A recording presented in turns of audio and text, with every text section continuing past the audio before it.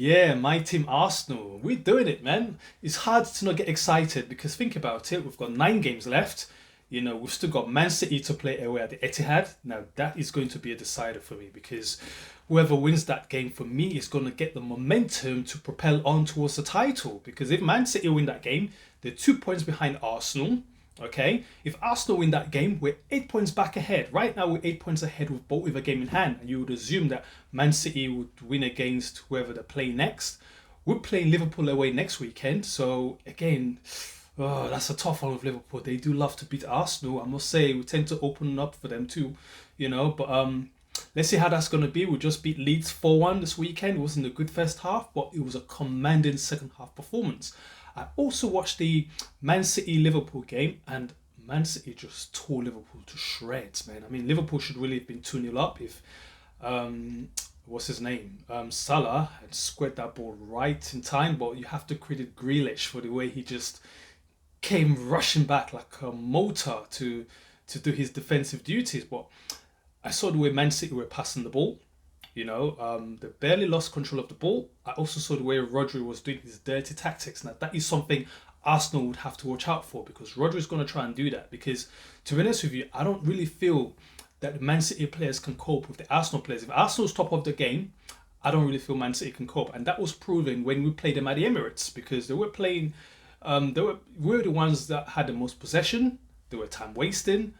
And it was later on that some of our players, one or two of our players, just started getting a bit nervous. And Man City got a foothold in the game and beat us 3-1. So look, 9 games left.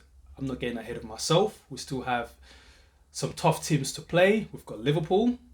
We've got Chelsea. We've got, who do we have? I can't remember now. But I think Liverpool and Chelsea are the main guys that we have. If we can beat them, then I think we might have Brighton and Newcastle. I can't remember, but I'm just happy. I'm proud of what my Gunners are doing so far.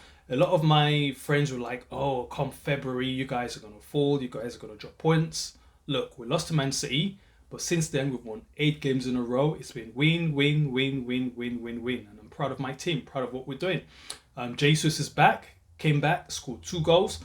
And that is 2 goals in 1 game, more than Richarlison from Tottenham has scored all season. What's there to say?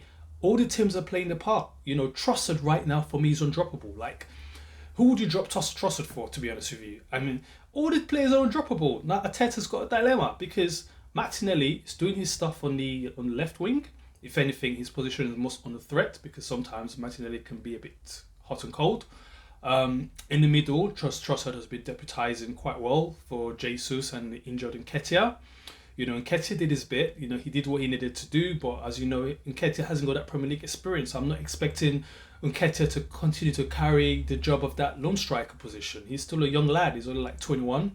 And then on the right, we had Saka. Saka has been, the main man, scoring those goals into the far left corner. Then we've had Odegaard, Odegaard with his ridiculous, his sublime no-look passes, has been doing his thing. Then we've got the reborn Xhaka. Like, what happened to Xhaka for the last 6 seasons? Where did this Xhaka come from? Last season we were like, get rid of this man. Roma was coming in with a £25 million bid. We were like, sell him, get the money and run. But now Xhaka is one of our unreplaceables. It's like, if Xhaka is not in the team, you're going to start panicking. Like, oh, what are we going to do? Scored his 7th goal of the season. Can you ever imagine Xhaka scoring 7 goals in 1 season? And he's not actually had a red card this season, has he? I might be wrong, but I don't think he's got a red card this season. Partey. I ain't nothing but a Thomas Partey. I ain't nothing but a Thomas Partey. Partey has been our midfield defensive linchpin. He's been... Rodri should need to take a leaf from Partey. How to tackle without causing unnecessary red cards. Thomas Partey hasn't got a red card. Apart from that first game, he had a red card 2 seasons ago. Does he even get yellow cards? Partey barely puts a foot wrong in the game. If anything, he just needs to lower his shots a bit more. Shots are always flying into the crowd. Just lower them shots a bit more. But he has scored some scorches. Do you remember that one against Tottenham that hit the top bar? Ooh, the top bar was like, I can still feel it vibrating, and that was like 8 weeks ago. So Partey doing his thing. So we've also got Ben White, centre back turned right back. Ben White is keeping Tomiyasu out of the team. Can you believe it? Last season, Tomiyasu was like one of our undroppables. Tomiyasu is a solid right back. So if Ben White is keeping Tomiyasu out of the team, then you have to think that, boy, this team is serious. These guys are all competing against each other. Like who's the best? Like who's gonna stay? So Ben White has been. Look at the goal Ben White scored against Leeds. Yesterday. That was like scorcher, man, out of nowhere. That was like shades of That's what something like Ashley Cole on the left used to do for us back then. Just come out of nowhere, bang into the net. So Lauren used to do that as well to a point. Lauren of Arsenal used to do that.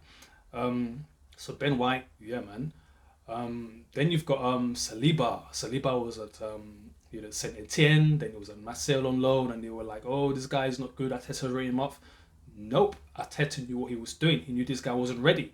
Arteta, I think Saliba has come at the right time into a team that's performing quite well, and that's given him confidence as well, because defensive position is the most important position in the Premiership, to be honest with you, because it's all about keeping a clean sheet, as you can see.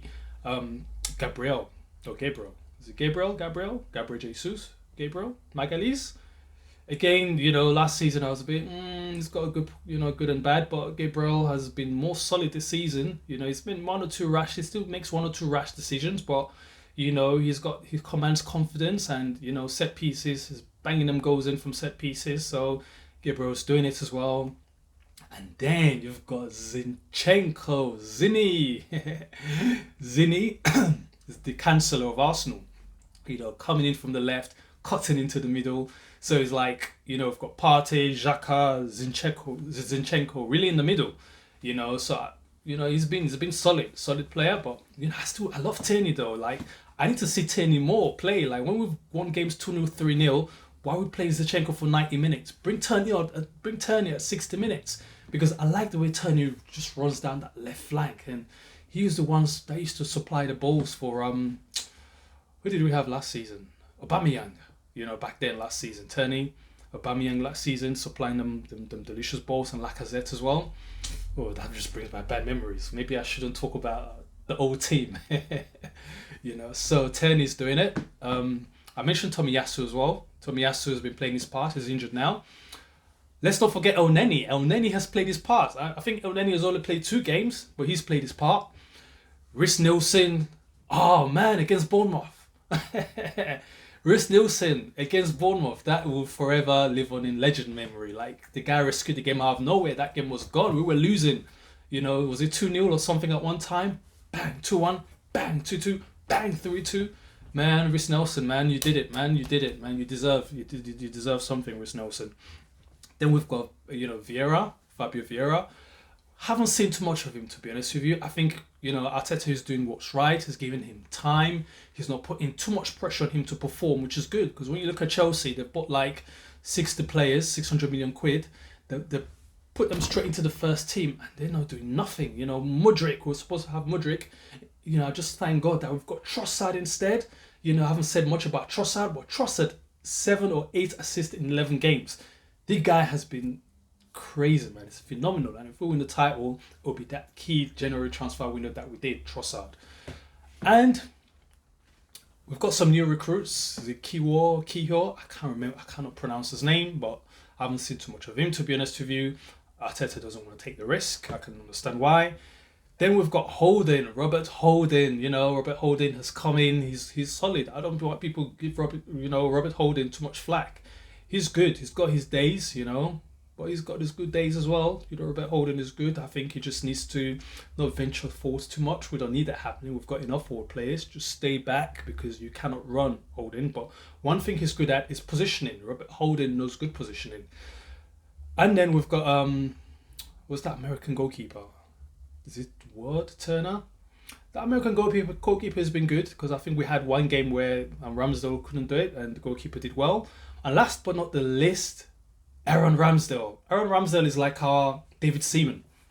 That's the best one I can compare him with. Like, the saves that he makes, man, those are the kind of saves that David Seaman used to make. Those saves that Aaron Ramsdale was making. Like, he's commanding his post. The most important attribute to a good quality goalkeeper is you can command your post, you inspire confidence, not just in the defense, but throughout the whole team. Because now the whole team can go and do their stuff, knowing that they've got a good, solid goalkeeper. And that's something that we were missing last season. See, all this talking is making me choke. Okay, but I just want to say, look, 8 points ahead, 9 games to go. We just have to hold our nerve, stay focused, take each game one game at a time. Don't watch what Man City is doing. Don't watch what any other team is doing. We'll just watch what we're doing. As long as we win all our games, we're good. That's all you have to know. We win all our games. 19 years. We need to break that hoodoo, because this is the best chance we have of winning the title. There won't be any other better chance of winning the title. Trust me, because next season, Liverpool's going to come good. They're angry, Liverpool. You can tell that they're angry. They're going to come good next season. Man United are going to buy players. I think they're going to be taken over by some Qatar or whoever. So they're going to invest. Man City is going to be vexed. They'll be like, if they lose this title, they'll be like, wow, you know how they're like, Liverpool won it, then Man City won it back. They're going to be vexed. Who else? I think that's it. Chelsea, forget Chelsea. Forget them, man. Chelsea ain't getting nowhere. Like, there's too many players. They have a crap manager. They just basically need to rebuild. So I'm not really worried about Chelsea. Tottenham, forget Tottenham. Harry Kane is gone next season. Harry Kane will be stupid to stay at Tottenham next season. Once Harry Kane's gone, I don't see Tottenham going anywhere. Son is past his best. Son's tired. He's worn out. Son is past his best. Richarlison was doing what he normally does at Everton, causing havoc. So this is our season, Arsenal. We have to do it. I've got 3 Arsenal vests. I didn't wear it today, but 3 Arsenal vests. I've never had an Arsenal vest prior to this. So this is the sign that this is going to happen. All right? COYG. Let's go, Gunners.